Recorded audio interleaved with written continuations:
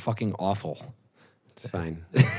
So, all right. Okay, so we're here in the studio. We're in here, and I'm with Javier Olmedo. Olmedo. Olmedo. Exactly. Exactly. Third time's the charm. Thank you. He's from a band called Westerner, and I've never met him before. Hi, sir. Hi. How are you? Cheers. Oh, Cheers to you. This one, but okay. Oh yeah, no, that makes more sense. We should imbibe in the good. Oh. Hey, you're making me nervous. Cheers. Yup. Good stuff. I haven't made it to your residency at Davy Wayne's yet. It's okay. You're forgiven. I came the first time though. You did. And when was that? Yeah. Last, I want to say November. Was it that long ago? October. I mean, it was last year. Yeah. October. Yeah. I'm sick and tired of time passing the way it does. Same, especially the older you get. As you know, time compresses. Yeah. Oh my God. Time used to take so long. Time to pass. Yeah. Now it's just like, okay, it's the end of August. It's 2 years later. Yeah. It's just, especially in Los Angeles. Yeah. This place is a time suck. You know what fucking threw me? Where are you from? I grew up in the desert, Indio, like Coachella. Oh, okay. Palm Springs, yeah. Okay, so you're kind of used to it, but for me, I come from a place with seasons. Oh, yeah. No, I live in the desert. So you can kind of like gauge your progress as a human. Right. By, shut up, cat. Kitty. You be quiet over there. Or come over here. Hi, cat. But you can kind of gauge your progress as a human with like, okay, it's like this last winter, last fall, but here it's all the same. The only thing that changes is the length of the day. Right. And they get depressingly short in the winter. Very short. Like the sun goes down at like 4:30 or like 5. Yeah. Which is miserable, dude. Right. Have you ever thought of moving out of here? Yeah, it's funny. I always. Yeah? I didn't even see myself ending up in this town. When did you come here? 2003 for school. And then I just somehow ended up staying here, and I kind of fell in love with this town ever since. 2003, so it's like 16 years? It's been a minute. Holy shit. Yeah, I'm kind of a veteran now. Oh my God, yeah, you're a veteran. Yeah, more than, yeah. People tell me I've been here for like 4, and people are like, oh, so you know it now. I'm like, nope. Oh yeah, no, I don't. I've been here for a while. There's still places I go to that I've never been to before. Yeah. Like in the city. Like, right. It's a fucking huge goddamn place. So wait, where'd you go to school? USC. That's original. Yeah, I know, right? No one else ever went there. No one ever did. What'd you study? It's funny. I actually applied for film scoring. Didn't get accepted. Okay, why not? Because there's only like 8 students admitted a year. And you couldn't make the cut. And I couldn't hack it because... You couldn't hack it? Oh, definitely not. Yeah, I had nothing. I had no knowledge of scores and arranging and everything. I just wrote songs, and I thought that would get me in. No, of course not. You would still be good at that, though. Now, yes. Yeah. But back then, I had no idea what I was doing. So anyway, I just went in undeclared and took as many film and music classes as I could. Yeah. The coolest fucking weird jazz, avant-garde stuff. What did you actually study, though, like technically? At USC again, like Did you have a major? No, Like, so by the end of you didn't graduate. I dropped out. Oh, Yes, and then you bum. Oh yeah, well I took a leave of absence, which Oh. basically means I can come back whenever. But Is that millennial for dropout? yeah, pretty Okay. much. Yeah, and then I went to MI and I studied recording there. Oh, really? Yeah, and I just went through their whole recording program, got out of there, interned, and like so that's like I actually went there and studied. Do you still do a lot of like recording and whatnot, or? Not so much. I did for a couple. I was gonna say I don't think I've. I don't know if I've heard anything you've produced. Before I started playing in a lot of bands, I did do a lot of like intern / assisting stuff. Really? Yeah. Was it just not for you, or did you just? It was not for me. That was Okay. the problem. And at some point, I kind of saw this road where a lot of my friends were getting successful in that avenue. Yeah. And they were kind of letting their personal projects, go by the wayside. Yeah. And I kind of had to make a choice. And I was like, well, I'd rather slug it out in an original band or trying to do my own shit. Yeah. Maybe not make it. Hey, kitty. Would you There's a calm the hell down over there? crazy cat on the cat tree over there. What do you want to? You choose now to want to play all day long. All day long, yeah. She sleeps, Of course. and then it's like, hey, we're gonna record a podcast. yeah, I'm gonna go crazy now. Right now. I'm just gonna At this just very scratch away at this anyway. Anyway, so yeah, I kind of decided at that point to not work in that industry anymore because it's 12 to 14-hour days. You know. Oh, yeah, it's insane. You don't see the sunlight. So you decided I'm gonna be in a band, which is a 24-hour day, 7 days a week. Yeah. You don't get to sleep. You have to do all the work. Uh-huh. You get no financial reward. Right. Yeah. Good choice. Good choice. Yeah. Thanks. I mean, well, luckily at the time, in terms of work and stuff, I started tutoring on the side. Like Get a little teaching. closer to it if you want. Yeah. On the side, I started tutoring and teaching music privately, and Yeah. after that, that just became my main gig. So I can do that kind of alongside the actual creative and real work. Because you obviously need to have a job before. Yeah, you have a bunch of clients now, right? Actually, not as many as before. I have a little less now that I've been focusing more on the band and like creative stuff. Yeah. But I still have a good base. Yeah. Probably took you forever to. Oh, work it took that me a out. long time. Yeah, it took me a good 4 to 5 years, like what people spend normally like developing their first band or their first whatever in the city. I spent on my clientele, and I was teaching like 25 to 30 clients a week. For a couple That is years. a shit ton. Yeah, and myself only just driving around town. So it was pretty nuts, but That's a lot of people. yeah, no, I was kind of going crazy for a minute. Do you have to go to their place or do they come to yours? I usually go to theirs. That's miserable. Yeah, I know. You have to drive. But luckily the hours that I drive, it's like Fine. against traffic and it's fine. Yeah. Yeah. No one likes to learn music at peak traffic hours. No. When did? Excuse you. Thank you. When did? I don't have to apologize in my own home studio. Yeah. Studio. Excuse me. Home studio. Yeah, I'm not in home. I'm Living at this. room. We're in the studio. Nook. We're It's not even really a nook. breakfast nook. I just got this table like a month ago. I've lived in this It's apartment nice. for like 3 years. I like it. Was this IKEA? Probably. Yeah. The best feature is that it holds wine bottles. I see it. That's lovely. We don't have any in there though, because every time there's booze here, it gets drank. Because people constantly come through here. I know. And I drink it all. There's that too. But Yeah, you can't trust me around booze. It's not a good thing. But I am a provider. It's a nice thing. So hey. When did Westerners start? We met you guys Westerners. at like. Universal Bar and Grill. That's I where think we that met was you. the first show. Yeah. Did we meet you before we played with you? Maybe that was the first show I saw you guys play with us. That was maybe 3 years ago at least. Where in the hell did we meet? Loney remembers that. We played Yeah, with that's- not Mr. Call, but whatever the old name of that Dude, band that was. should be his role on this podcast. Like he should be Jamie, like from Joe Rogan. Just Yes, the guy who totally. sits behind and behind the board. And he's anytime like there's a fact that we're just like, Yeah. what is that? He's like, yeah, actually it was Actually- 2016. It was 11:42 p.m. Okay. All right. I like it. Josh, we got you. And he's in a separate area too. For he's sure, not in the shot. Yeah, no. His You have face to, never you have gets to seen. cut to him separately. No, it's just his voice. Yeah. We don't need the face is really off-putting. Sorry, Josh. I tried. Okay, so we met. Anyway. How the fuck did we meet you? Because I remember playing with you guys at dude, I remember playing with you Rafa's. guys at Silver Lake Lounge and having you guys have some kind of feud with Dead Horse Rhythm. Oh, that was already well into us meeting you and stuff. We already knew but you that pretty was, well? That was a whole fiasco, though. We don't have to talk about that right now because that's we kind of do. that's a hot button issue. It is a hot button issue. I just remember the slashing of a tire. That was it. I mean, let's just leave it at the fact that a member of their band had a feud with a member of our band, and tires were slashed. They're not a band anymore, so whatever. They're not. But Although I they're- did see Mark's new band yesterday at Rafa's, and they were pretty good. Okay. It's not his band. He's like playing in another band. but- I will say, like, shout out to Dead Horse or, ex Dead Horse, pour Dead one Horse out. was sick. I straight up told the guys in Westerner after I saw them, and it sucks that there was this feud going on because I said, dude, like, I would so be in that band. Like, if I They're was, so good. They were so good. That's like, It was jammy, but the songs were there, and like the vibe was that's the there. kind of shit that I'm into, and I'm just like, whoa, they're so good, Dude, it really was. Okay, so Anyway, sidetrack. there was something. So we played with you at that.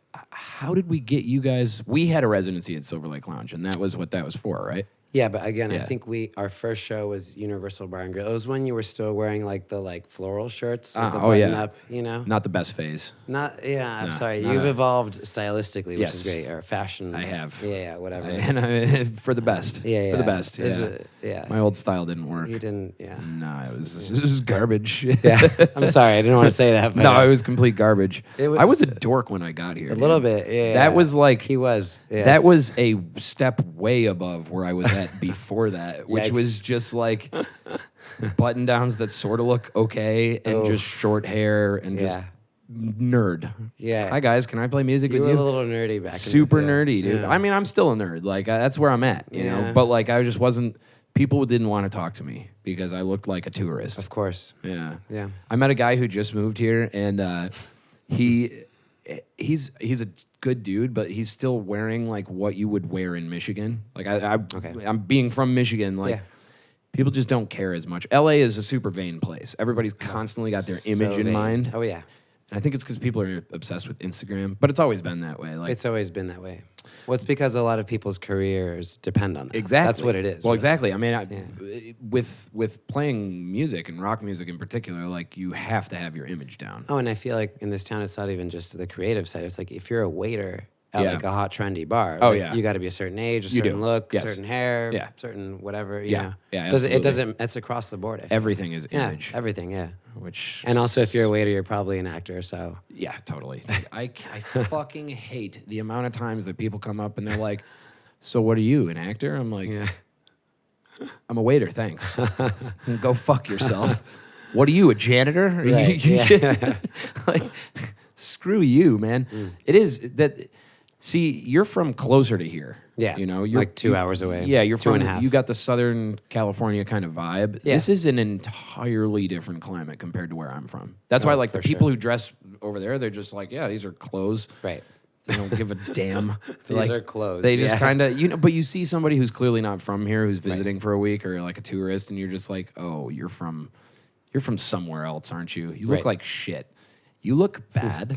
Like I make fun of it while simultaneously playing into it too. Oh, totally. It's the worst. Uh-huh. It makes people bad. Yep.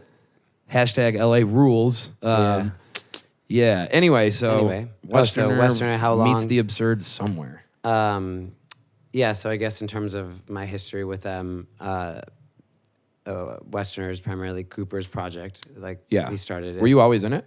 No, he started it about, I guess now like 5 or 6 years ago. Okay. Which means I've been in the band 3 or 4 years. Really? Yeah, so he's had the tunes written out for a while, and he had the bulk of the material recorded and done all on his own. Yeah. In Logic and with a guy mixing it and stuff. Yeah. And then after that, he started finding people to play it live, you know, with. That's or not interesting. live necessarily, but to make it a band. Yeah. I guess I didn't know that. Yeah. Oh, really? Yeah. So yeah, he's a hell of a songwriter and Yeah, he is. composer, and he has a very strong vision, which is The shit that you guys have recorded, do you have like legit music out? Do you have a bunch of, is it like demos? Is it EPs? Is it? what is it? we just finished mastering our first 3, what I'd say legit Wait. recordings. Wait, it's done mastering? It's done. What? Yeah. So What? we're recording it. Yeah. When's it coming out? Soon. I don't know why it hasn't come out Give me yet. juicy dates. By the end of the summer. So it's August something. So, like, by 3 weeks? Yeah, and by 3 weeks it'll be out. Are you just gonna release it all as one? Or? We're gonna do separate releases, and we have some live footage Good. to accompany 2 of the releases. Cool. Yeah. But yeah, what do you think about that strategy of just like releasing one song at a time to like kind of generate like when we started like putting out music, like people were just like the common, it seemed like the conventional wisdom among some who knew what they were doing is like put out a song, put out another song, and then release the whole thing, just so you kind of, Right. more content is better content, Of course. basically. But it's like I kind of miss not having heard things and then just discovering an album, like unwrapping it, just Yeah. getting the smell, getting the taste, I mean, I lick all of my albums before I listen to them. Oh, same. Yeah. Well, duh. Yeah. Anyway. Yeah. But I guess it's kind of obvious, and it's been said many times, but what's changed is obviously the consumption of music. Yeah. What's the latest album that you've done that with? Licked? Licked and slept with? Can you name it? Nope. Exactly. Nope. I because can't. we I listen to don't everything digitally. consume music like that anymore. And Well, that's the problem. It's a huge problem. I agree, and I'm the same way. I'm a part of the where I problem. remember when I found an album. You know, certain artists have like these core like, you know, whatever they are, like just things that they've put together, and it's an entire piece. It's a piece instead of just like a couple songs and here's a single and a video and whatever. Yeah. Cat, shut the hell up down there. Yeah, I was distracting me. I'm sorry. Stop eating. It's my it's jingling against. I could put her in a different room, but It's fine. She's just so sweet. It's cute. Here, maybe I'll get her up in the. Oh, yeah, We'll let her finish eating though. It's not nice. Dude, she's always eating. She like Jess used to like free feed, which means just like leave the bowls like Out. Yeah. yeah, and now she does it at specific times because this one started throwing all the food up because she comes from a dumpster. She's just like a street cat, like a dumpster cat. Oh, I love dumpster cats. And like she's awesome, but like stupid and was raised on the streets. So she just eats as much as she can because she's convinced that she's gonna, you know, not have food for the next several weeks. And Right. stupid idiot. Shush. She'll eat the whole She's damn having a bowl. great time. She Anyway. really is. Just put that stupid collar on her. That's what's noisy is the metal yeah, it's the collar. metal collar, yeah. Anyway. So yeah, influential albums. Oh, albums versus singles is I guess the thing. Yeah. Right? Well, it's like, well, really, like, dude, I've actually found myself, like, you remember when the net neutrality thing was a whole issue? Of course. Yeah. I was on the good team, whatever that was. I was on the team of, like, The good team. preserve net neutrality, or I'm against it. I Right. don't remember. Which one? The, Yeah. The rules Are they're you gonna put voting into no place. for yes against net neutrality? Whatever the rules were, like, I was on the side of freedom, man. Yes, of course. But then I started thinking about it another way, and I'm like, look, if you give internet companies the ability to throttle speeds on specific sites, people are going to have to pay more money to get access to the things that they take for granted right now, which as a creator means I'm going to make more money. Right. So I'm kind of on that side now. And also, you remember when Lars Ulrich from Right, of was course. just like Yeah. he was the wrong guy to carry that torch. He was. But he was the, right. Right. Well, You're partially fucking right. stealing music. Right. It killed the music industry. Right. It's dead. Now people like us are like, yeah, we play in decent bands. Of and like course. we probably could have survived back in the day, but now it's just like, well, royalty checks are what, like $7? Nothing. Yeah. Well, I think really that in an ideal world, it's a balance, you know, Yeah. because as a consumer, think of how many fucking bands you found because all that shit was out there. Yeah. And how it shaped you as an artist. Yeah. And I feel like music at that time accelerated like so much. Like, When the internet was blowing up? yeah, so many good bands and like new shit was coming out. I guess. When are we talking? Like late 90s to like early 2000s, there was like a lot of early indie bands, at least for me, like going to college and Like what bands? this, oh, what bands? Here we go. Yeah. Okay. I'll challenge you. challenge Olmedo. Well, not even bands that were established. Oh, okay, a couple bands that released seminal albums during that time. Okay. Radiohead.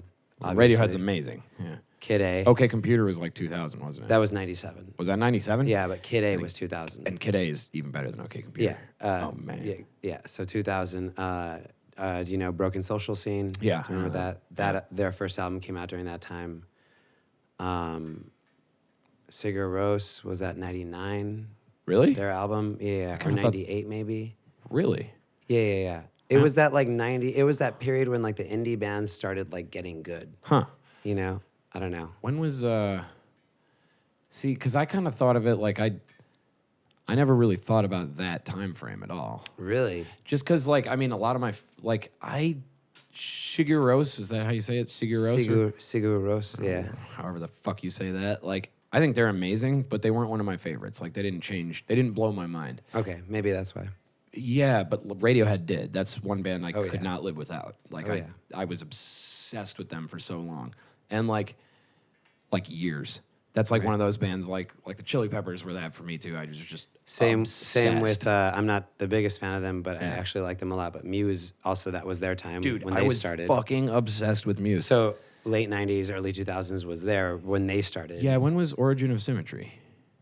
97 or 8? It's early. That's that early? It's really, oh, no, maybe not. Here, I'll find out really 2000. quick. I'm thinking of a different album. 2001 maybe. This is where we need Josh. Yeah, Josh. Where's the fucking- cut to Josh? Either way, that time was really pivotal. I feel for a lot of the stuff that influenced me coming up. 2001. So it was 2001. Okay. Released by Mushroom Records. That's hilarious because Yeah. what's his name? Matt Bellamy famously wrote that whole album on mushrooms. Oh, really? I didn't know that. Another one, which again is not necessarily a genre I'm into, but this album I fucking love. The Refused. Oh, yeah, they're the good. Shape of Punk to Come was Yeah. like 99. I don't should look Probably that up. probably around then. Yeah. There was a lot of stuff that like set the ground for the next 10 years, basically. At the Drive-In / Mars Volta, another band. Okay, see, I was never big on either of them, and now I respect the hell out of it. Refused, Swedish punk rock Yeah. band. They Yeah, yeah. started in '91. And when is the Shape of Punk to Come is like their seminal album. That's like 98. To come 98. Yeah. Nice. And after that, all the albums sounded like the same like hardcore band. It was like screamo hardcore. Huh. They were the first band to really do it right. Really? And the only one I can listen to. Yeah. That whole. I don't even like that genre. Yeah, that whole genre hate it. just makes me insane. Listen to that album and you'll be like, oh, this is what it should have been. Really? Yeah. Okay, I haven't heard it, And yeah. they did it before anyone tried. Yeah. Dude, I think like Muse, I got shown them when I was 16 probably, Same, probably, yeah. and I think I heard what's the one with Stockholm syndrome? It's Absolution. Absolution. Just blew me in half. Great fucking riff, I by the was way, just- Stockholm Syndrome.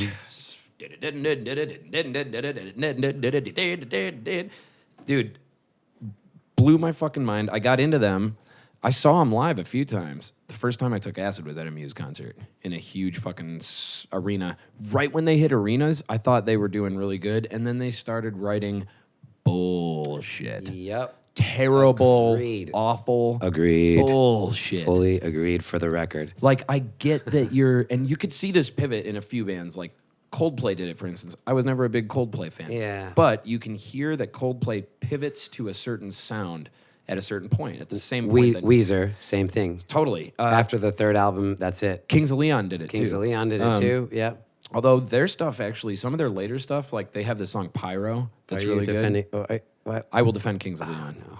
Josh Martinez hates me for this. Oof. I will, dude, Kings of Leon. I haven't listened to what the later stuff, so I don't know. Only but- by the Night. What is that? Like 2008? Do you know that album? That's the one with Use Somebody and Yeah. fucking Sex on Fire. the Amazing shitty- album. okay. Amazing But album. if those are the singles, though. Everything else is even better. Okay. Except for Sex on Fire is probably one of the best pop rock songs. No, it's not a bad written in song, but such it's a just long one of time. those fucking songs where you're like, you're going to just make millions of dollars off it, and like, What's wrong with that? There's nothing wrong with that, It's so good. but it corrodes your soul. But all these, yeah, totally. but all these bands, but it makes you less human. That's what I mean. Yeah. Oh damn! It's like, what's that song by Fun? Tonight. Yeah. Thank you. That's the one of those kind of thank you, and it's a great. Although song. it's a really good song. Yeah, no. And you know when you just heard it for the first like 20 times, you're like, fuck yeah, and then by They have another one that's even better than Tonight. Oh, yeah, the other one. Yeah. What's the other one? Is it like Some Days, Some Nights? Some nights, na, na, na, na, na, na, na, When every band sounded like Mumford and Oh Sons. my god, dude! Aren't you glad that era's over? Yes, Dude. but when Mumford and Sons fucking Sigh No More came out, that is still a mind-blowingly great album. I don't That is even know about that. unbelievably good Mumford album. Mumford and Sons is a good album. Dude, Oh, it's no. not a good album. It's a great album. Oh no. Do you Now I like have to shit listen. that's you play in a band that has pop accessibility? But like the folky, like Yeah, but that wasn't like a whole thing yet. Oh, that's like Everybody an earlier aped album. them. Okay. No, that was their first. That was the one that they got. Winter Winds was on it, and what's that other one? The Little Lion Man. But it was Oh, not yeah. your fault, Oh, but yeah. mine. That song's okay. It was a something. I really fucked it up this yeah, time, didn't I, my dear? yeah. That's an amazing album. Yeah. It is. It is. Okay, I'll go listen to it. You contrarian. I am. You can. Jesus Christ. That was a hell of a sneeze. That's my girlfriend, ladies and Brought gentlemen. to you by Lagunitas. All right, fine. But bands at a certain point, it's interesting. As the music industry got like choked, Yeah. like, because it did. You're talking about pre to post-internet times. Yeah, that little transition period. Kind of. And like there was an explosion for a minute where like, oh yeah, hey, we're a band and we can just put our shit online. So and then many bands. Everybody, it's like LA. It's like LA was super cool, and then everyone moved here, myself included, and then it sucked. Like, and it's still got vestiges of the good stuff, but it's not really. But it's definitely very very cyclical, just like art and everything is. Because I've been here since again 2003. Oh yeah, and I saw the whole explosion of the whole indie scene. Yeah, so like bands like Local Natives, right, like. I don't like Local Natives. Warpaint, or what's the... Warpaint's awesome. Like all those bands, I guess. Silver Sun Pickups, whatever. Right. I was here and in bands at the time when all those bands were practicing in cool. like spaces next to ours. No shit. So like kind of what's going on now with the bands we're playing with happened in the earlier 2000s. Yeah. Over a decade ago. And I was like, cool. And I was kind of in that scene on a marginal level, just playing in a couple of bands. How was it compared to now? I mean, where was it? It was good, but it was really funny because it was kind of actually, it's funny. It's very similar but very different. Similar in the same way where like the internet was big and like blogs and shit, and so like if your friend's a blogger and then like someone has a camera and then you film a video and then now you get written up by your friend that's on a blog and then now you're getting signed to whatever the fuck little local thing. That ends up being successful. That was definitely happening back then. But I felt like a lot of artifice and a lot of just like... Was it? Trying. There was a lot of bands that were trying so hard, and they weren't even that good. Like it wasn't even good. I mean, it was good music, but there weren't really good musicians playing the music. And I feel like one thing that's changed now, which is refreshing, is... I don't know if it's something with pop music where everything got taken over with EDM and hip-hop and trap, and a big explosion in this like weird like... fusion jazz thing like Snarky Puppy. Oh, Snarky Puppy's awesome. Yeah, fuck yeah. They're Snarky so Puppy, bands like Wolfpack that Wolfpack's sweet too. Reinvigorated the whole funk thing. Yeah. Like I feel like now there's a much more like professional approach. There is, and I think there's less room for like shitty indie bands. I think that's because musicians are so hard for cash that they have to be presentable. Yeah. I think that's what's driving that one. Well, and besides that, the fact that the music we listen to now, or at least the pop audience, is so auto-tuned and it's quantized and snapped to the grid. Do you think something's coming? Oh yeah. Yeah. It always is. It's a thing, you know. What do you think though? Because I think I tend to look at it like Loney has this theory of every 30 years there's kind of like a revolution sort of thing, and I'm like, well, there's only been 2 so far, so I mean, not a pattern yet. But his prediction is that around 2020, because the last one was sort of in the 90s, although you're saying late 90s and early 2000s was one. You know, you have in the 60s, you had... well, there's like there's like big revolutions, and there's little... Like, so the big ones are in the 60s, you had the fucking, psychedelic bands, rock bands. And then in the 90s, you had grunge. And then in the 2020s, the hell are those going to be called? The new 20s? Well, I guess that's interesting that you went that route, because I feel like... Well, that's his theory. That's his. I don't see it as being uncredible, but I'm like... I feel like it also depends on what lens you view it through, because, like, what about the 80s, the height of the electric guitar? Right. Basically, like, all these bands, the psychedelic 60s, Hendrix, the Byrds, Clapton, whatever. Then you have the 70s, classic rock, Jimmy Page, Gilmore, whatever. Right. In the 80s, who do you have there? You have Van Halen, Knopfler, Steve Vai, all these like crazy... The electric guitar hit a peak in the 80s too. The 80s, so I... And by the way, the 80s is my least favorite decade. But I'm saying that's another peak though for a certain But it wasn't really style. like, okay, so I think what Josh must be looking at is like these music movements sort of accompany cultural revolutions as well, because in the 60s you had the whole anti-war movement, in the 90s you just kind of had the boredom movement. Nihilism. Yeah, exactly. Yeah. And now... You're right, the 80s was a period of excess. That's which is whatever, you know. I mean, I used to hate the 80s, and now I've found out how to appreciate it. There's some good players in that era, man. Jesus and Mary Chain, dude. Yes. Oh my God, they're so cool. Yeah. But now I'm like, I do sense this, and I've heard other people, you know, it seems like people sense that there's a void that is not being filled right now, and I think there's going to be a wide open kind of market opportunity very soon. Like, because, dude, Yeah. 2016 was insane. 2020 is going to blow this country in half, I think. It is. Oh, yeah. And in that space, the rock and roll sentiment can live. Oh, yeah. Because people are going to need not only an outlet, but like, I think that the void is created by lack of authentic content. True. I mean, Yeah. you know, we as a country elected Trump, who seems like the most authentic candidate, even though he's full of bullshit, which is what rock and roll is. Right. So like Yeah. maybe we're sort of primed for it, you know? Maybe, yeah. It is. Rock and roll is behind the scenes. Somebody's course. telling you what to wear, kind of Sure. how to dress, what Yeah, moves yeah. to make, but it comes across, if you do it right, as extremely authentic, because it is. You know, Of course. there's a difference between lying and bullshit. You know, There is. Yeah. yeah, and that's kind of what I think. Like, I think something might be on the horizon. I'm interested to see. If it is, thank fucking God, because I'm tired of waiting tables. Oh, yeah. Same. Yeah, I've noticed it. It's funny because I've been teaching pretty much most of the time I've lived in this town, and I've noticed it with my students. Did you do other jobs when you were here? Not really. I mean, after college, I worked. Actually, I had one other job. I worked as a telemarketer for Yeah. USC for a work study. Nice. But that was bullshit. All I right, back to what you were saying. Sorry, Anyway, I was just bullshit. curious. Yeah, But no, I've been just teaching music. that's good. Yeah, it's great. But I've noticed in the past like 4 or 5 years, there's been this obvious oversaturation of autotune and like Yeah. the trap music hi-hat. Do you know what I'm talking about? I saw a lot of that today at the Yeah. Echo. Yeah. So that shit, people know that that's bullshit now. Ooh. Yeah. And it's already been talked about many times, but the triplet swing for hip hop. Yeah. Yeah. You know what I'm talking about? I mean, I do. What are you getting at?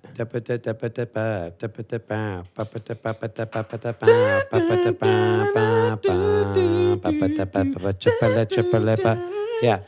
There's already Snoop Dogg already did a whole thing on that. But yeah. Yeah, right. Anyway, that kind of dominates the pop charts. Yes. And a lot of people are getting really sick of it. And a lot of my students, I would It's say, tiring.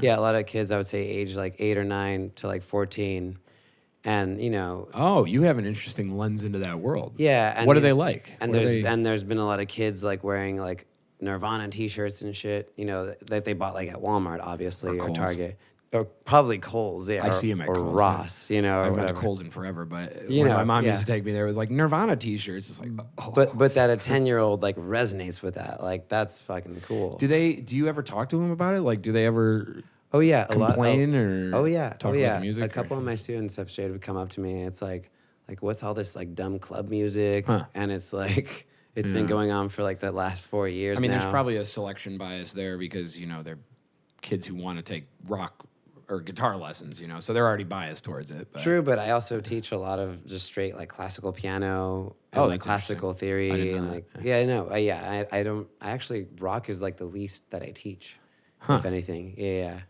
Like what? Rich parents hire you Yeah. to teach their snotty kids piano until they quit. Pretty much, but luckily for the past like I don't know couple years, like I haven't had any snotty kids. Like I don't know, I get to really set my curriculum and I kind of just show them a little bit of everything. But yeah, a lot of classical stuff. Yeah. That's interesting. Well, so were you always like a nerd, like a theory nerd? Because I Yeah. remember the time you came over, yeah. you're like, dude, I've been noticing that you're getting better at guitar. Yeah. And I had been putting like time into being like, all right, I'm going to be an actual guitarist Right. instead of just like, you know, this punk rock idiot. Yeah. Like, and you were like, dude, I can show you some stuff. Like, Yeah. I can still show you some stuff. I and have you, to. yes, I know. And you shall. All of my guitar finesse, it's his fault.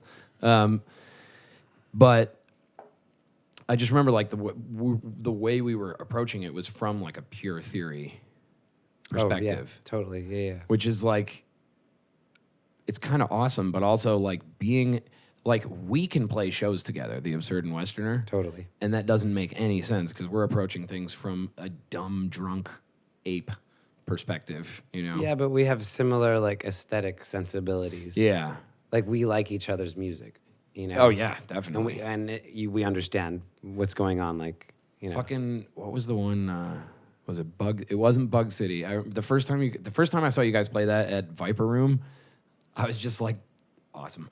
but it was the other one. It was Dawn of the World. Dawn of the World. Dawn, Yeah. That is an amazing. You guys blend psychedelia with disco. Funk. You have some disco, funky, and funk. Yeah. That's a really cool blend. Oh, you guys should be doing festivals. I agree. Why aren't you? We're working towards it. You know. Why is it just now that you're releasing like legit recordings? It's been a process, you know, just to get everything right and to find the right producer, to find the right studio. And we've all been through the ringer so much. At least me, I'm 34 now. I've been here since 2003, so we can do the math. All right. This is the first band where I'm like ready to invest everything into. And it's like, we might as well fucking do it right. And I've noticed a lot of bands that I aspire to / you know, have just read their history and, you know, their trajectory and whatnot. And it takes them a good 5 or 10 years, you know, when they find that, I'm good. When they find that band that they're going to stick to. Pussy. So, yeah, or pussy. Excuse me. But like a good example, I always use him as an example, but Josh Homme from Queens. Oh, yeah. He did the whole desert session thing. Yeah, So I think it was like a good 5 or 10 years of just desert sessions before the first Queens album. Yeah. And a lot of those riffs that he wrote back in the day. Well, he did Kias, right? Yeah, he was in that too. But a lot of the Caius. A lot of the riffs that he had there, he translated that into Queens, meaning that he had a lot of these aesthetic / weird, you know, whatever the fuck was going on in his life. All these riffs, he was already having them swirling around for 5 or 10 years before we even heard the first Queens album. Huh. So that's interesting. That gives me hope always. No, I mean you guys you have a weird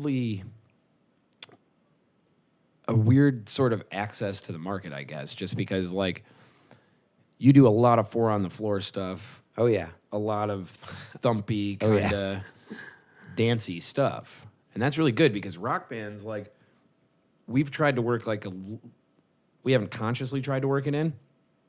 Right. But, like, you want to, especially if you're entertaining a room of bored hipsters in Hollywood or something, it's like, you got to do what you got to do to keep them, you know, engaged. You have to convince them that, like, this is somehow better than going to that club that has a DJ. Mm-hmm. Like, that's the goal. Like, because now DJs can provide for you what a band could. But man, I was thinking about this. You guys do like minimal backing tracks, right? Or do you do backing tracks? Yeah. Minimal. On some songs. Yeah, they're not so much tracks, so much as like an ambient thing for like 4 measures. Yeah, the way you guys do it is perfect because like that's an advantage. Like when bands are just like fuck tracks, like I get what they mean. I hate them, but when you use them right, they're actually it's more sound. I think there's nothing wrong with tracks if you're using them as like a production device. Problem is when bands start using them, and it's like I'm getting more track than band. Well, the problem, that is fucking the problem is lame, dude. No, that's the worst. So lame. The problem is like, okay, yeah, you go to a show at the Whiskey. Oh, please. Oh, can I have some of my own beer? Oh yeah. Do you mind? Open. Yeah.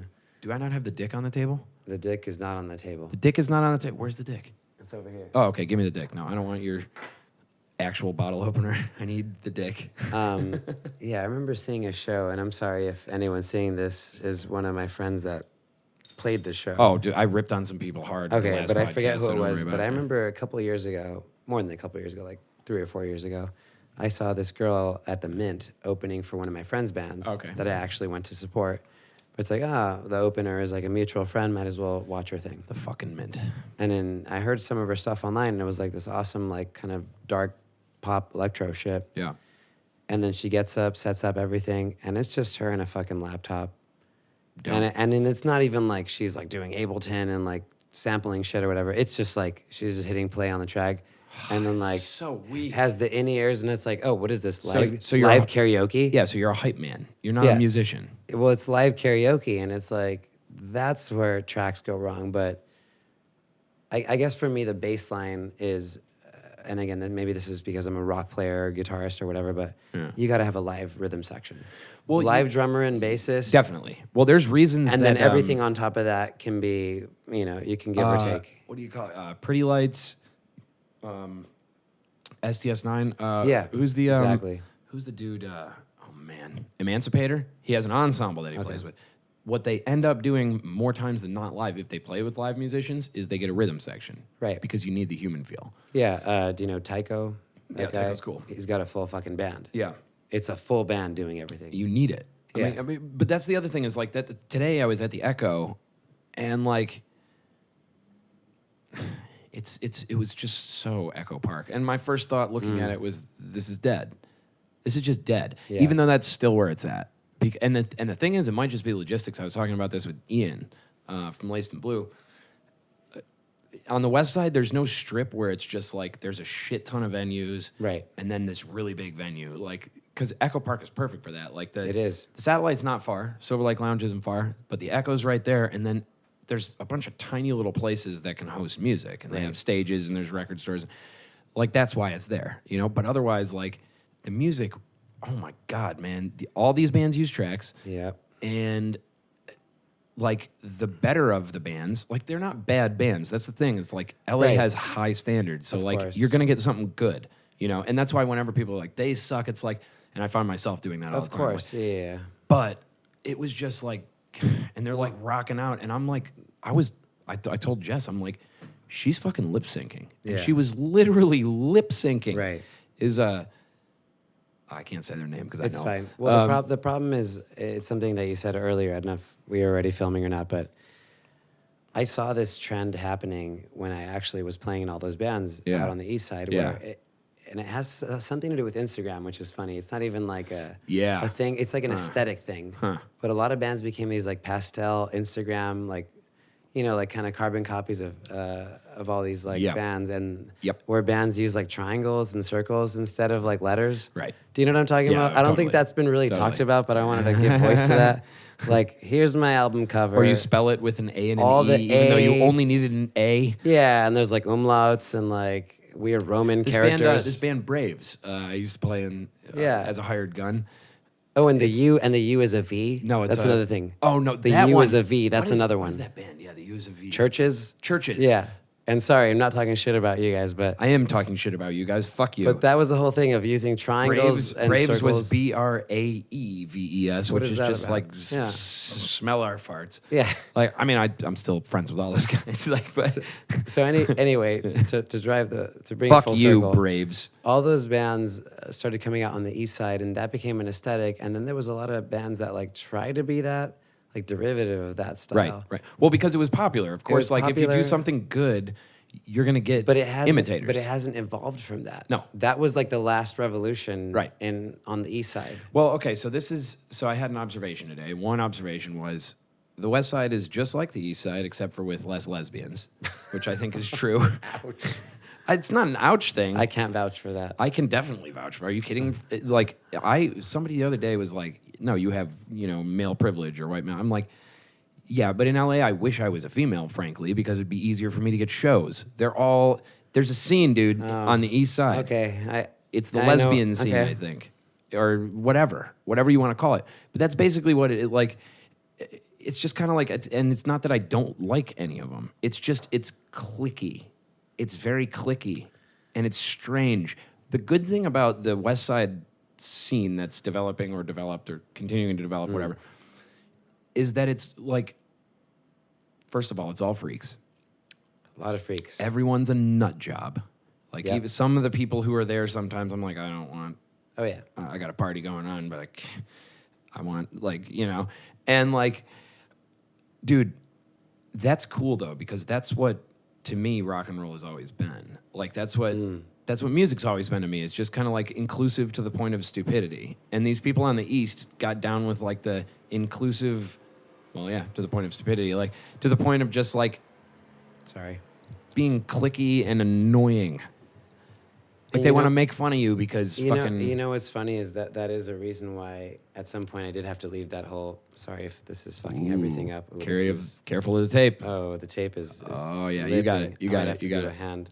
Here we go. There you go. What's drooping though? Just let it droop. Let her droop. It's Let funny. her droop. Oh, now I really broke Oh, it you after that. fucked it up. Now I fucked it. Okay. Oh, yeah, that's great. It's perfect. Anyway, Sort of hanging on. somehow. This is a very Yeah, it's funny because I feel like thing. I kind of cut my teeth on that whole East Side clicky Yeah. thing years ago. And now it's definitely a high point where that's happening again, where it's oversaturated with all these bands. Right. And I don't know if it's necessarily lesbians, even though I know what you're referring to. You know what I mean, right? But It's a crude way to put it. I just call it Instagram bands. It's like a lot That's of probably pastel more pink accurate. and purple. Yeah. And like the triangles and the circles. That's there's a whole geometry aspect, but that's been going on for years now, and it's like, when's that going to stop? And also the trap hi hat. I think that's another trend that's got to just the hi hat in trap music is Oh, yeah, right. Well, you know what? I think, like, it's done. it is. But what's interesting is if you're playing the game in LA, and there is a game to be played, right? Completely. There really is. If you're playing the game in LA, you still kind of have to. Well, you got issues over there. I got so many issues. Are you there. fucked? No, I'm good now. Now I'm happy. Thing is It was gonna- slowly slipping, and I'm just well. like, It's that one right there. It's that bolt it's right fine there. now. It's- Okay, cool. I'm fine. If you're gonna play the game in LA, like, and if you're a musician, you just have to. Like, you just sort of maybe. You do. No, you completely do. Because so you kind of have to.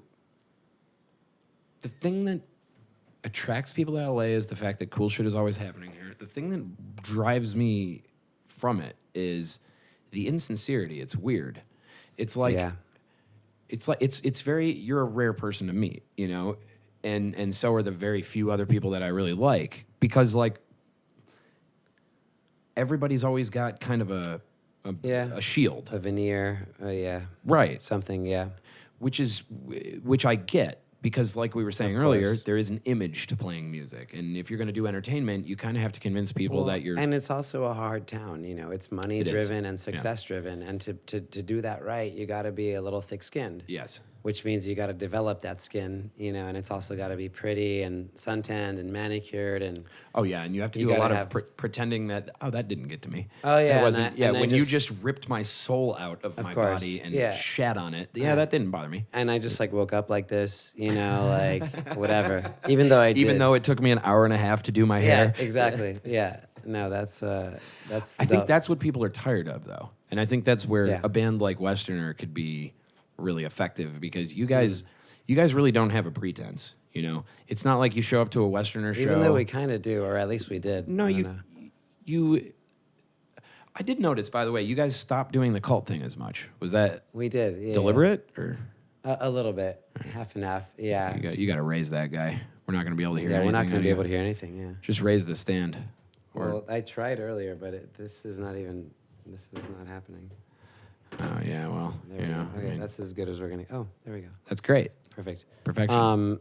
Yeah. I don't know. I guess at some point we just decided to be more direct and like, just deliver the goods. Yeah. Less artifice. Well, what do you? Because when I this is started good. seeing you guys, which Josh and Lenny will once again have to tell us when the hell that was. You Rafa's probably. whatever it was, the first couple shows we played together, and then I came out to of yours and whatnot. Like, you guys, Cooper always did this thing of just like, welcome, we have a cult, whatever. And then he threw out like tarot cards. Oh yeah. It was a stupid culty thing. Yeah. I thought it was cool though. Like, it wasn't Same. gimmicky. But you guys don't really do that anymore. Cooper does sometimes still say the cult thing, but The cult thing, but which is just funny. the tarot thing not so much. I don't know. It's just like you're not trying to sell that as hard. Yeah, I guess there was like more of a theatrical element early on. Yeah. And that actually attracted me to the band. Yeah.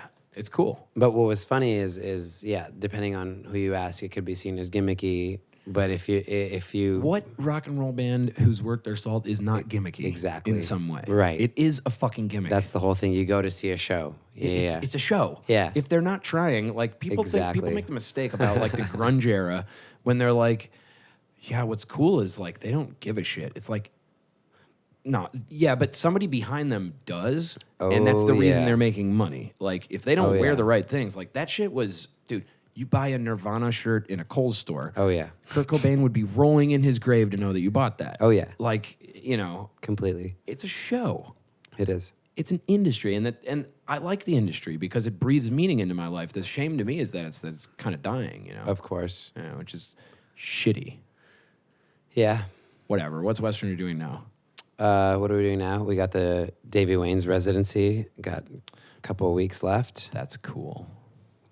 Every Tuesday in August, 11 p.m. This will probably come out in September, so. All right. So then hopefully we get our October residency as well. Ew. Well, you guys, yeah, you did it once, and then Davy Wayne's kind of fucked you around a little bit, and then you're not shit talking him. I'm sort of am, but you're definitely not. I'm not saying anything. They're also not going to see but this. I'm also denying nothing. I can neither confirm nor deny these allegations. Thank you.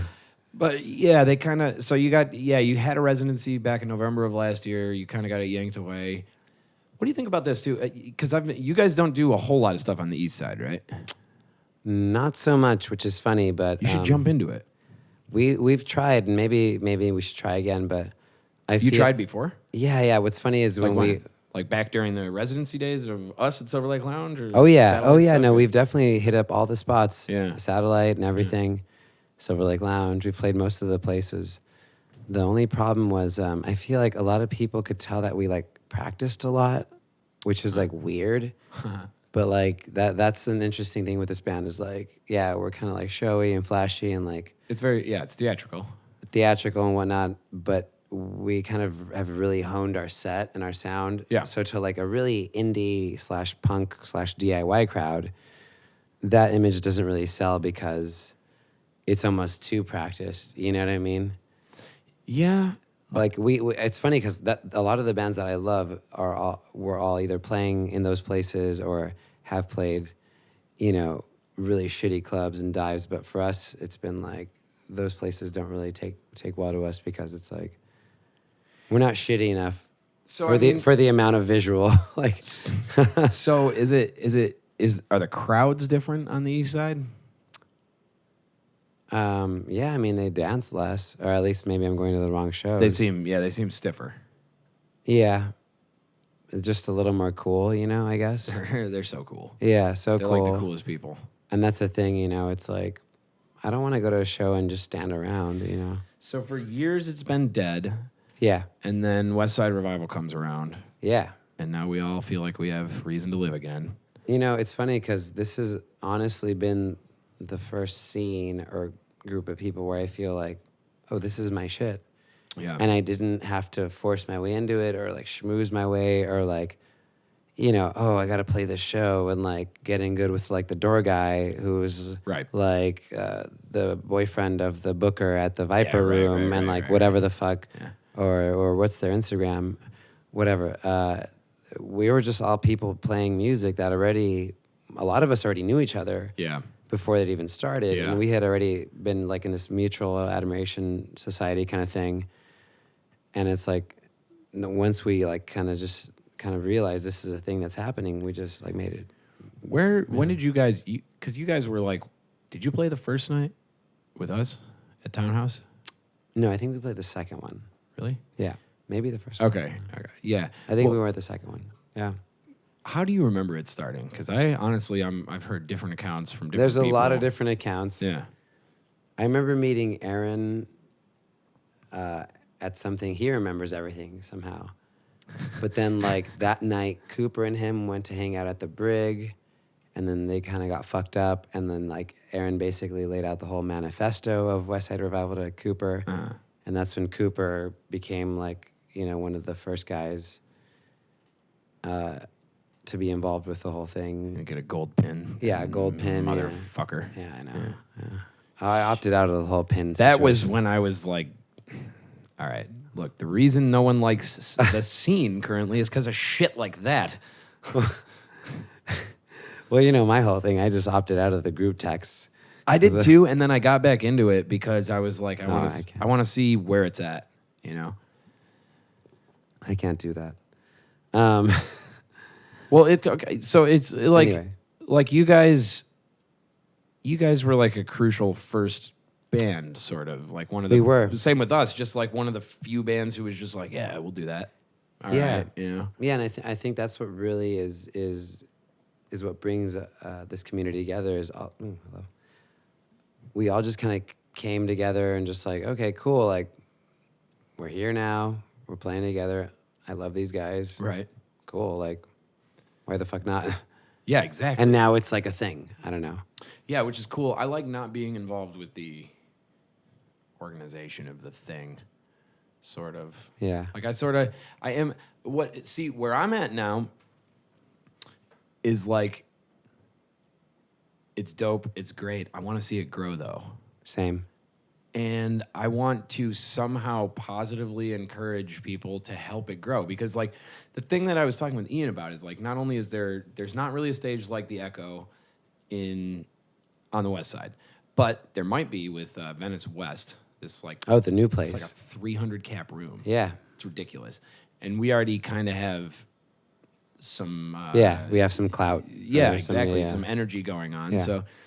So like, okay, maybe that'll happen, but I want to see this kind of thing be where people want to, like, really just like, fuck yeah, that's where it's at. Like, you got to go know those people, you know? Yeah. What do we have to do? What do people have to do to get there?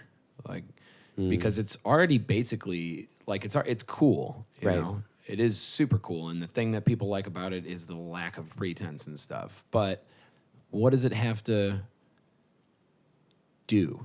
How do you see it in like in the context of LA and the music scene as you've known it since you've been here, and you know, How do I see what? the West Side Revival, the whole thing. Excuse me. Yeah. Oh, I'll just softly speak to these fine folks tuning into this broadcast for a little while longer. Give me some of that, man. Is there more in there? Yeah. Yeah. How do I see this whole West Side Revival thing?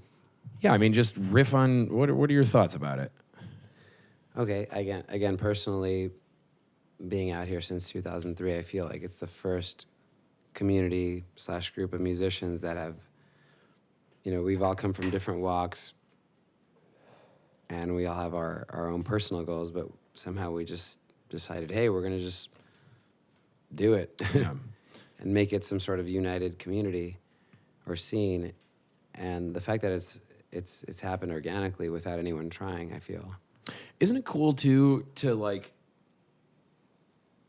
kind of be in a scene where people want to help each other rather than like, Yeah. I feel like a lot of it, like there's so much competitiveness and clickiness because everybody wants to get to that next step. And like, I got that in my blood. Like I want that too. Same. But I figure, I don't know, I kind of figure, isn't it advantageous to help people who will like help you back and, you know, just be Of part of course. the thing? Because then if one person gets somewhere, kind of everybody is elevated. And it's funny because a lot of if you just Guilt look by back, association. yeah, and if you look back at some of your favorite artists, that's how they made it. Yeah, that's what they did.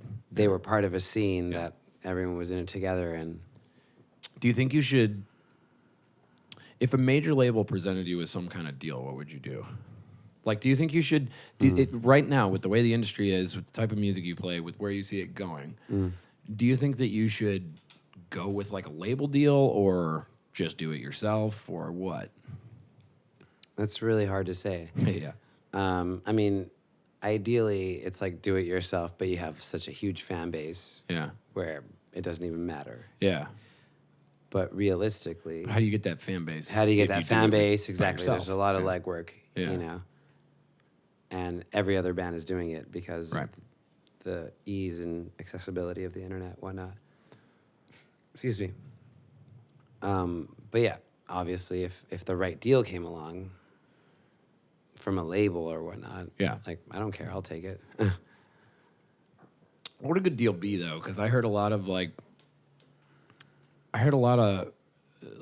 I guess I've read about a lot of bands in the past who like the label would offer them, you know, $500,000 or whatever, but you owe that back. Like, Right, the recouping thing, yeah. Yeah, that's a loan, you know. Right. And now what's really shitty is, dude, I sincerely envy independent artists, but like solo artists who are just like, yeah, I play electronic music. I just had to pay $900 for Ableton or whatever Right. it is now, and it's like that's it. Now I have that, and that's And you upload it to SoundCloud. there's and you're fucking famous. no production value Right. in it. Versus if you're in a band and you want to get it recorded to a fidelity that isn't horse shit, you have to go pay for that time. Yeah. This is why I'm interested in like, I kind of like the collective idea of like, you know, if there's equipment around, conglomerate it, find somebody's space, you know, and just start recording shit there, you know, and do it with as best of quality as you can. But like, that's another issue is like quality does matter a lot, you know, and once you make something of a certain quality, you can't really go back, you know, like you can't, or you could, whatever. Depends on your branding. But like, people come to expect a certain thing out of you. Right. If you do like high fidelity stuff. That's honestly somewhat where we're at because frankly, like, dude, money's tough. Like It is.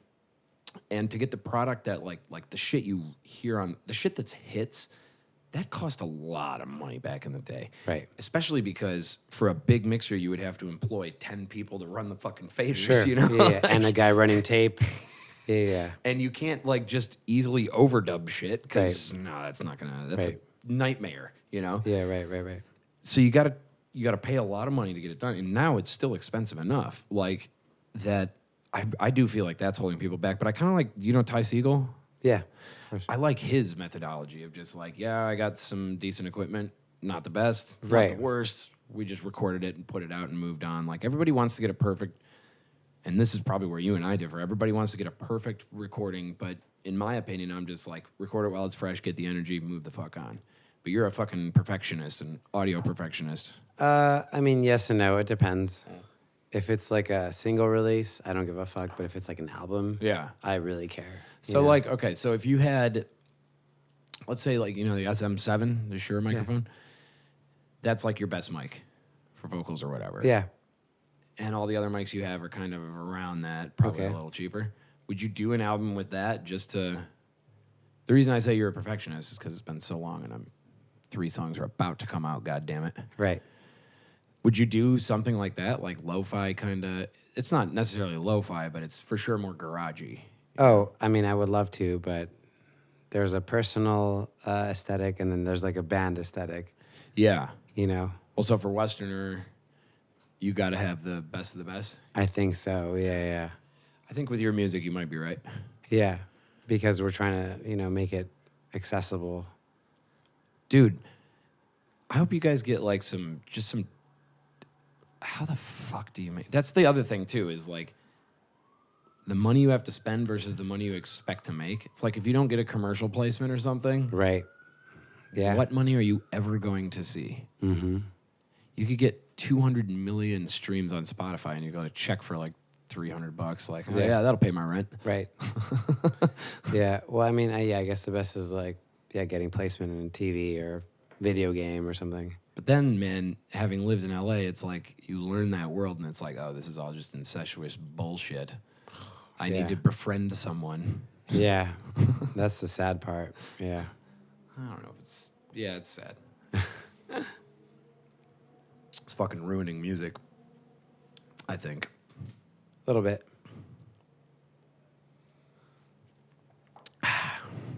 What are you thinking about? I don't know. I'm not going to guide it anymore. Now you have to guide it. Well, I see you're wearing a Little Galaxies shirt there. Yes, I am. It's a nice shirt. Can we like rap or give a shout out to Little Galaxies over here? Yo, what up, Little Galaxies? I think I want to... They'll be in soon. Because they're You fucking... got to get them. They're such fucking good people. It's annoying. Yeah. They're just some of always my nice. favorites. And despite Amir's neuroses and anxieties, Yeah. I think they're crazy people. But, Gina and but they have Amir. their shit together. Yeah, exactly. Yeah. Which is why I get along with them. Like Yeah. they're so they're so fucking nice. Mm-hmm. It's annoying. Yeah. Cooper's just weird. He's super nice, Cooper, sorry if you're watching this. I'm not sorry. I mean it. Well, but also, I love you. Cooper is a genuine space alien. Yeah, exactly. Is the problem. He's like an actual out of world, otherworldly kind of figure. Yeah. You guys are kind of all like that. A little bit. Yeah. I'm a space cadet. You're too. a weirdo. Yeah, you're a traveler of many planes. The psychic space. Yeah, many planes. The psychedelic space. Mike, yeah, he's a weirdo. And Brandon also a weirdo. Is extremely weird. I know him least. Oh, you should get to know him. He's because I knew you guys before you had him. Right. Oh, that's funny. You did, yeah. But I didn't know you guys personally very well. Right. The first time I really bonded with Cooper was like we did some additives, and it was at a place in Venice that is. What are additives? Some additives, acid. We did acid. Oh. Yeah, that one. We did acid in Venice at a certain place, and it was weird, dude. He was so fucking like, he was almost like a little kid. Yeah. And so was I. Right. And I was like, oh, this is cool. Isn't it? That's why that drug is good, by the way. It is. Fully agreed. Not that you've ever done it, but never. Not endorsing the use of one of the first times I had like just a nutty trip. Dude, we were kayaking in the UP of Michigan. The UP Upper Peninsula? That's the Upper Peninsula. That's sorry, I'm not from there. Okay, so you have it's like this. Yep. Something. And yeah. I'm from there. I don't know how it looks. And he has 2 hands, yeah, whatever. Sorry. We're up north, which is basically like Canada. And like I was like, yeah, I did acid once before, whatever. And and he gives me like 3 hits of just unbelievably pure. So we start kayaking. I'm like, sweet. Then I figure out like Einstein's theory of relativity. I'm like, all right, man, time is totally relative. Of course, it makes perfect sense. And then me and a buddy of mine, like the other two, just kayak on away, and we get off on the fucking side up. I just sprinted through the forest, or I guess that's the woods, whatever. It was amazing. Ooh, I felt like I was in Avatar. Like I was in an Avatar. You know, just like I just feel like I'm 12 years old. I'm just running, and it's pleasant, and I'm not thinking anywhere beyond that. Then when you get older, it's all like, why am I doing? You ask all these questions about your behaviors. It's so stupid. Of course, well, it gets real. It does get real really fast too. Like it smacks you. People who haven't suffered, I don't trust them. Same. Yeah. I don't fucking trust them. Yeah. No good. All right, we'll wrap up soon here, but before we do, I want to ask you please, obligatory question. Yeah, do it. 5 artists that you can't live without. Oh, here we go. Yeah. Current, all time. Just all time. You get to decide the ranking system, basically. But it'll be an interesting answer either way. Okay, let's. They don't have to be. Ian thought they were full bands, and he's like, "Oh, I was leaving out independent artists." I'm like, "That's." Oh, it doesn't matter. Okay, I guess I'll try to go current and all time. No, just all. You're stranded on a desert island. Oh, desert. Oh, are we desert islanding? We're desert islanding. Yeah. Okay. Stranded on a desert island. Got it. Okay, never mind. 5 musical artists that these are the ones you're gonna take with you. Okay. Like forever. Nothing never. else. Amen. Yeah, you can't listen to anything else. Oh, damn. Okay. Yeah. You're cut off. Okay. I guess first and foremost, Elliott Smith. Oh, I didn't know you're an Elliott Smith fan. Oh yeah. Either or is an amazing album. He's got a lot of amazing albums. Figure 8, XO. Figure 8's great. Yeah. XO, really? Yeah, I have to listen to it again, I guess. Oh, that's my favorite. Actually, I resisted Elliott Smith for so long. The Basement album is also amazing. Anyway, Elliott Smith. He's such a pansy is my problem. Well, that guy was fucked up, dude. Apparently, by the end of his days, peak like use, he was on like a grand of like smack and crack a day. Oh. Or like a week or something. There's like an astronomical figure. Yeah, it's like a day or a week or something. It's like that's not healthy. I know, and then that makes sense though. It's like that's why you're such a sad sack. So sad. So man. And then he's just like, I have so much money to spend on drugs and kill myself. He is really good. How did he die? Did he? There's a suicide thing, but then it's like the girlfriend put the note on him. There's a conspiracy, whatever. So like go on Kurt Cobain Wikipedia. 2.0, whatever. Yeah, blah, blah, blah. I have no idea. Anyway. Get over it. He's dead. Get over it. He's dead. Thank you. Anyway, as a post like 90s singer-songwriter or artist, I'd say he's great. Yeah. I put him there. Obviously Radiohead, because that was my first like band that I grew up with. Like, come on, cheers to Radiohead. Fucking my favorite album by even them? though I've hated them for the past like 3 albums, but anyway. Really? Go ahead. You didn't like In Rainbows? In Rainbows was decent. Are you an actual living psycho? It has a lot of good songs on it. Are you a psychopath? The Bends, okay. In Rainbows was decent? The Bends, okay computer, Kid A, that's all you need. I said this to... That's all you need. Great albums. Maybe Amnesiac. Amnesiac is one of the best songs. That's like the most hipster thing you could possibly say. Like, I love Radiohead is hipster enough, but then Amnesiac is my favorite. No, it has Pyramid Song. It has Like Spinning Plates. It has I Might Be Wrong. That I might be wrong. It's an amazing song. Does it also have Punch Up at a Wedding? No, that's Hail to the Thief, which is also a good album. Is that really? Decent album. Hail to the Thief, I have said It's is okay. my favorite. It's okay. It's not. Oh, In dude. Rainbows, though. Never say Hail to the Thief is your favorite. In Rainbows is better than. You just said Amnesiac's your favorite. No, I didn't. I said those were my favorite albums. Oh, okay. The Bends, Okay Computer, Kid A, and maybe you can include Amnesiac in that list.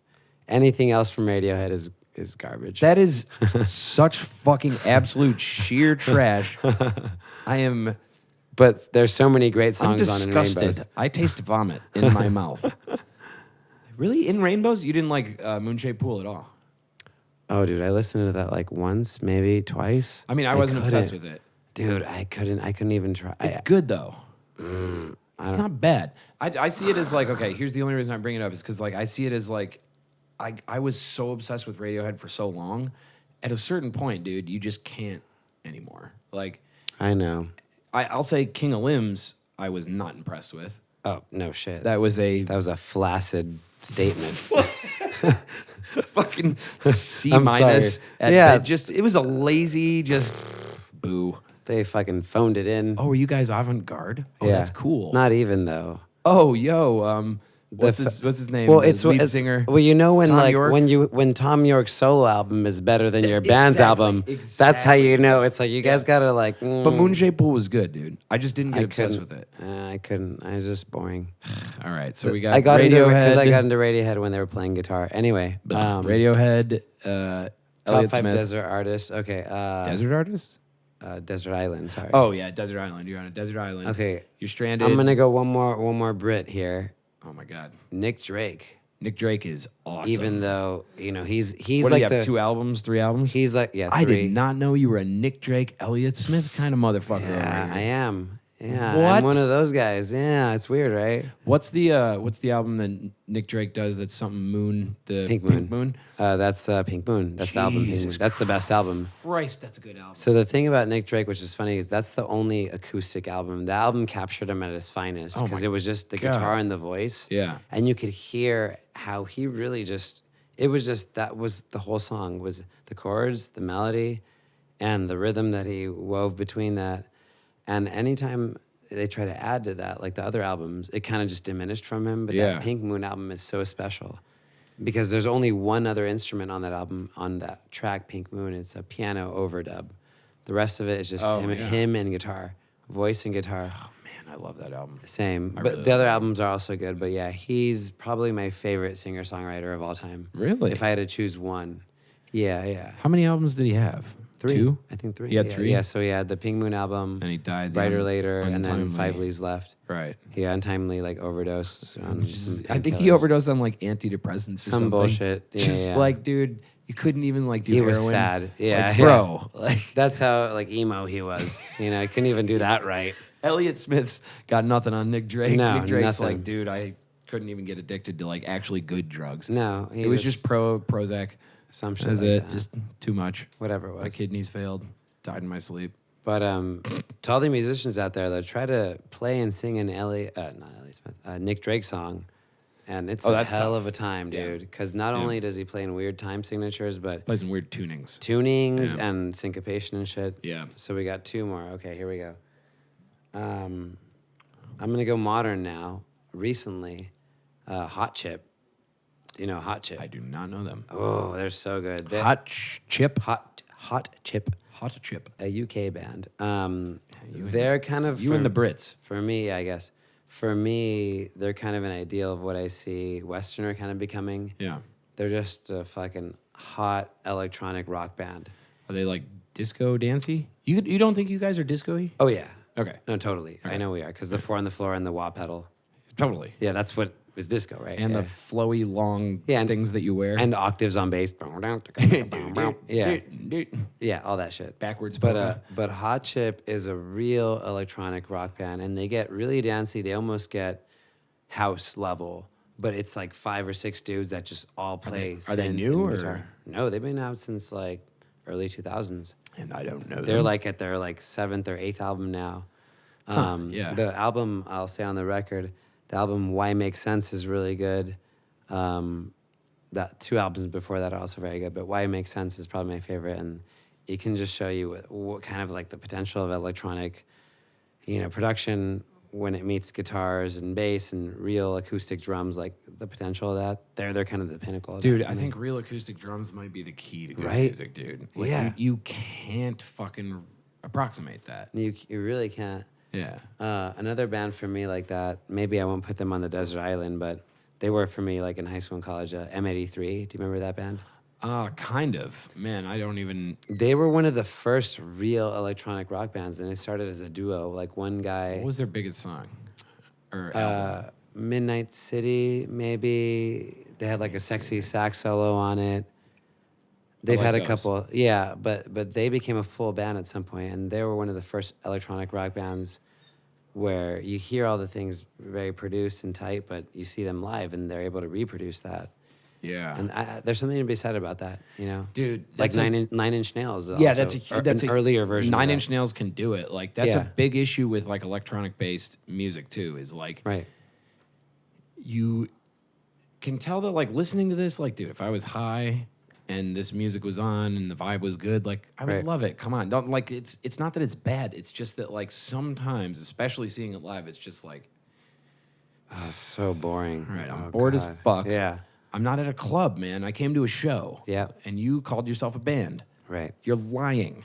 Right. Okay, so you had let's see, top 5 bands. On the for the record, Desert by the way, Island. hold on. M83. No, they weren't on the desert island. Oh, okay. They weren't. no, on they it, were so. a side They were honorable like mention. yeah. I Every mean, now if and we're then, gonna maybe go, you could hear them broadcast from a boat passing Yeah. by. if we're Benji. gonna go one more modern band, Wolfpack. Wolfpack's pretty cool. They're fucking tight. They're the only fucking live funk band that has such a tight ass pocket. I can't They're think very of tight. anyone. They're squishy. beyond tight. Yeah.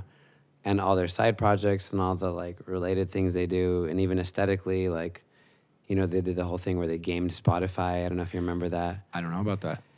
Early on in their career, they were like Oh, raising what did money they for their do? album. They called out to all their fans on like Instagram or social media, and they said, "All right, guys, what we're gonna do is you guys got to put on our EP or whatever it is. Excuse me, we got to put it on overnight." So they called out to all their fans and said, "Just play our album overnight, stream it every single day." Huh. And so, after a certain amount of days, they're going to have thousands of That streams. is- They were the first band to do that. Really? And they did it on Spotify, and they fucking Wolfpack? broke the algorithm. Yeah.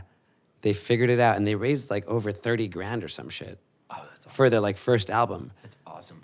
And- Spotify has to pay them out just because the Oh, yeah. same people kept listening. Oh, to yeah. it. And then after that, a bunch of bands tried it and didn't work because they figured it out. Well, of course, because Yeah. they knew what was going on. But even their videos, like they'll have them playing in a living room, and they'll have this like kind of like VHS filter over their videos, Yeah.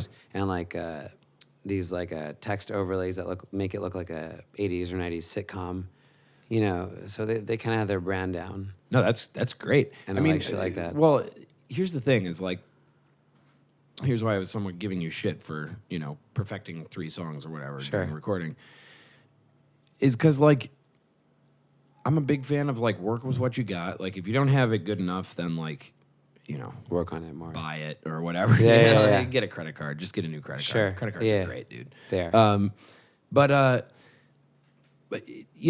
with stuff like that, it's like, when were they doing that? When were they starting? Like, when were they kind of building that audience? Wolfpack, That way? early 2010s. Is that early? Yeah. Oh, 2010s. Yeah. Okay, so that's not long ago. No. because they're pretty prominent now, and I feel like they just creeped. But again, kinda into it my took radar. them 4 or 5 Oh, years. it took them years. And that's I've noticed that's a career trajectory or arc that all bands have to go through. Yeah. 4 to 5 years of slugging it out, and then like your shit starts to get heard. And if you're good enough, you're gonna stick around. Or you could hopefully. just move to 1994 when there was an industry, and just yeah, play just- a few shows and Just build a time machine, and then we're good, right? yeah. Well, that would honestly, I'm slightly willing to work on that versus the 4 or 5 year chug because goddamn it, The 4 to 5 year chug is hard. It's fun, but like, I'm tired. Same. I'm such a tired human being. Same. Every time I go to nature, I'm like, oh, Why am I not doing this? why am I not living here? Yeah. By water and Yeah. things. Yeah. And every time I go to the beach, it's like it smells. There's too Yeah. many kids. Smells like ass. Loud. Yeah. Heroin needles just here and there. Yeah. Heroin needles raining down left to right. Fucking nah. Venice is actually still one of my favorite parts of LA, Same. if not my favorite. And they've it's funny with Venice because they've definitely gentrified the hell out of it. Oh yeah. But not enough to like kill the culture. Like it's still there. Matt You just earlier- have to know like whose house to go to. Yes. Kind of shit. You have to know where to go. Where to go? Yeah. Well, I've had people independently. I've seen people independently say who I know. They'll or I follow them on social media or whatever.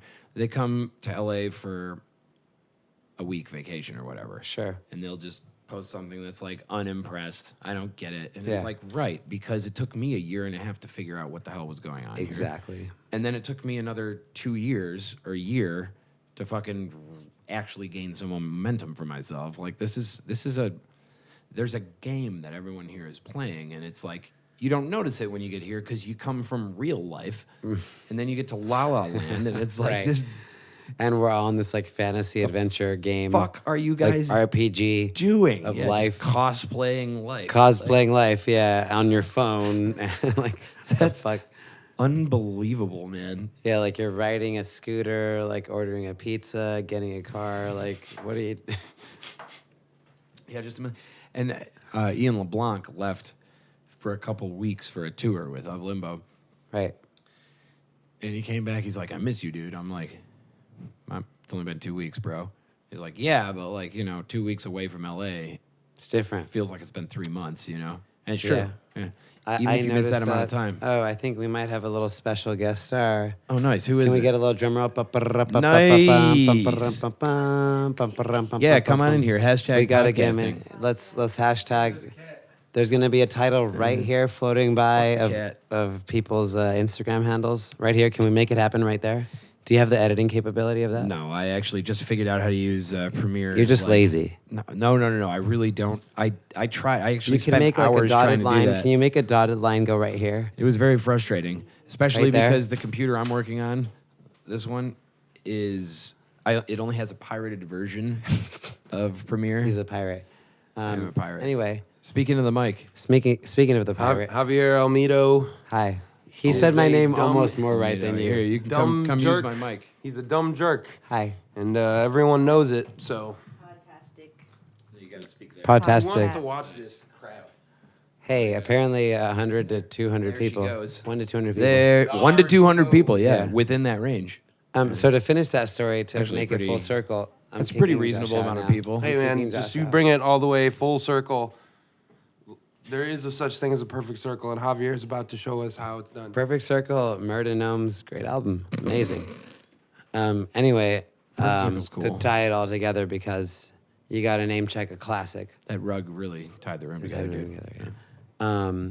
For the fifth band, and as fucking, generic or straight up as it is, but the Beatles They're for amazing. the fifth Desert Island, Wait, no. You had Elliott Smith, Radiohead, Nick Drake, Nick Drake, Wolfpack, Wolfpack, and the Beatles. the Beatles. That's it.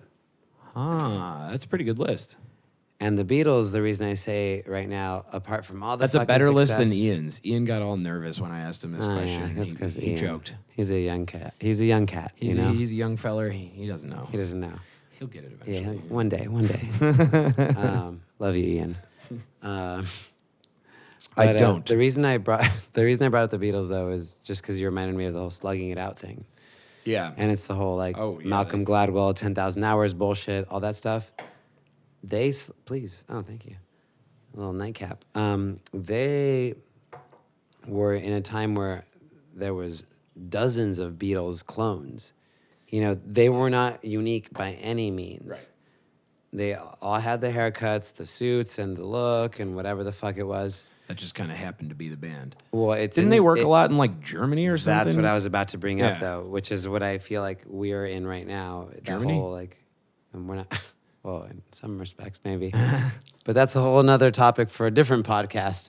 Tune in next week. Hashtag authoritarianism. Yeah. Wait, so no, they started in Germany.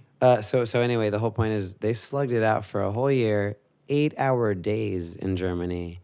8-hour days, like not even like a set or two. Like they were playing for 8 hours, like a normal day job, and sleeping. How do you play for 8 hours? Yeah, exactly. Well, because they were all high on speed and shit. Oh, That was cool. the speed days. Cool. Yeah. So you can trace Speed's the, awesome.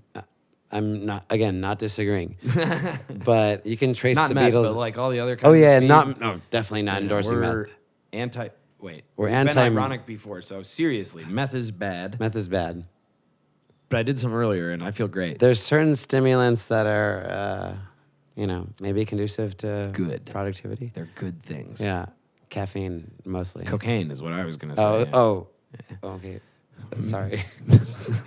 Anyway, they slugged it out though for a whole year, and they were sleeping in the toilets, taking showers in the urinals Yeah. for a whole year as the Beatles. And the only thing is, they just felt that they knew they had it, and they said, "Okay, we need to export this whole scene somewhere else, make it happen." And they slugged it out, and somehow when they came back home, they became heroes or rock stars. I don't know what happened. I think they had a manager who set them up in Germany and was like, "No, you got to go there." And Yeah, and they slugged it out, and after that, they just like came back as like, war veterans. that's awesome. Yeah. That's when I stopped reading the Too book soon. and like Too soon. I don't know. That's when I closed the book and I said, got bored. "Fuck this! Yeah. I'm really bored." Yeah. I'm not. Yeah. Well, the Beatles are such a big band that it's like reading any biography of them is just like, yeah, there's just a lot Yeah. going on. But here. but again, the takeaway for me was like, Eventually, there will be a Netflix documentary to give me the There's cliff probably notes. many. Like, yeah. but the whole takeaway for me with that thing is like, okay, they were a band. They were definitely not unique. Like there were so many of Right. them, and the fact that They just became worked- unique though at some They point. did- well, and that's later. what's interesting Of about course. the Beatles. Yeah, but I think that's why their legacy but their lives on. but their genesis, like they worked so hard. Oh, that was just to just yeah. be able to even be relevant. Yeah. Well, that's the thing that I think a lot of modern bands don't get. Like, Right. in a sense, like the music industry was such a behemoth and a powerhouse for so long that like musicians started to get kind of accustomed to the idea that like, yeah, I just play music. It's your job to do all the money thing. And Oh, now yeah. musicians have to do everything. They have to Yeah. work their fucking asses off. Like, and the thing is that the infrastructure kind of isn't there, but I think there is a demand, like we were talking about earlier, for just authentic stuff, good stuff. Yeah. And I think people would be willing to pay. Do you remember when you had to be like, okay, my $10 allowance every week? Here we go. I have to choose what to spend this $10 on. Oh yeah. Like I think that's what's missing now is like any band you want to listen to Interesting. is on Spotify I see what you're saying. or YouTube or SoundCloud. Whereas before you had to make more of an investment. you Yeah. had to like you couldn't preview the Right. songs either. No. You- And so you had You to like the band, so you fucking bought the course. CD. Or I if guess you- the preview is the radio song. or if if you didn't know the band, you made some sort of like emotional investment even. yeah. Like I might like this band, or I'm gonna Yeah. venture out and like seek this band. Well, it's also like you had you like the $10. artwork, and you like the artwork, or maybe it's like a band that your friend likes or whatever. Well, depending on where you come from too, you have Yeah. like $10, $20, whatever. You can spend that on a new album, Yes. or you can go to the movies with your friends. Right. It's one or the other. That's it. I always chose music. Good. And Good for like you. I like movies a lot. I fucking love movies. Right, but like, right. Oh, I don't have any money for that. Whoops. But like, you I don't know, it symbolizes something that you have to fucking pay for it. $10 a month Yeah. to listen to an unlimited amount of music is ridiculous. It is. Considering the work that goes into it. Like So much work. I have, Oh my god. and I'm saying this, I have a free Spotify premium account from a Right. friend who's got a family plan. Oh no. I haven't paid for an album in So you're a 3 shitbag. fucking 4 years. Yet 30 minutes ago you were defending Lars Ulrich. Actually, yeah, I totally do defend him. Well, that's because I think like a consumer. It's not true too. I have bought like local. Do you know what's their fucking name? Which? They sing "Don't Bring Me No Coffee."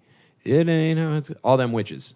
I don't know that band. Oh, dude, what's the band I didn't know? Hot Chip. Hot Chip. Okay. Oof. I'll check them out. Check Hot Chip You out. check out All Them Witches. Okay. Because All Them Witches Noted. is fucking awesome, dude. They released an amazing album, the album before their most recent one, which I Okay. think is just self-titled. Anyway, we're going to sign off this bullshit because we can't keep our heads up any longer. I think that sounds like It's reasonable, the right move, yeah. Yeah. All right. Do you want to direct people towards anything? I'm going to put your links in the fucking description. Links in the for bio, all 100 yeah. to 200 people who great. may have tuned in. And they already are our friends on Well, social they're- media and Yeah, everything. no, they're gone way before this. They'll fall asleep like you did the other day, just You did. listening to this and some other podcast. And it's segued into some like Area 51 alien shit. And there's like the one scientist that apparently knows what's up. And yeah, I don't he's know. like, dude, it happened. He's like, dude, it's going on. It's fucking Anyway, dark. I'll see you at Area 51 in September. Apart from that, I guess our Instagram, Westerner, at westernerband.com or at Westerner. At westernerband.com. You're pulling a Joe Biden. Text Joe30310.com Excuse me. to It was the beer. Verizon and headquarters. the beer and the whiskey. Dumbass fucking move that was. Oh, yeah, it's been Our fun. Instagram at Westernerband. Our email. Our email it'll is at be- westernerband.com. It'll be in there. Whatever. Who cares? If people make it this far. God bless them. Yeah. I love you. Bye. Oh dear. Good shit. Yeah, very good shit. Yeah. Oh yeah, you look good. Oh, no, you're not there anymore. Yeah. What are you gonna do? What are you gonna do about that? Nice. Oh, that was great. Good shit. That's good because I was fading. I think you. I saw you. Yeah. Actually, you faded once before that too. Oh, did I? Yeah, that's why I was happy it came back though.